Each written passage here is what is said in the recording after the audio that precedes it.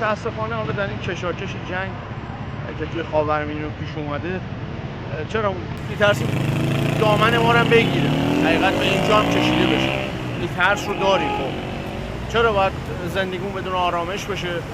چرا نباید در خوشبختی به سر ببریم، در خوشبختی زندگی کنیم؟ چرا این چراها خیلی برای من سوال شده. چرا جنگ خب ترس داره، نگرانی داره، اتفاقایی که توی جنگ به پیش میاد، اون به قول معروف مضراتی که جنگ داره همه رو نگران میکنه. ولی فکر نمی‌کنم که ایران جنگ خیلی وحشتناکی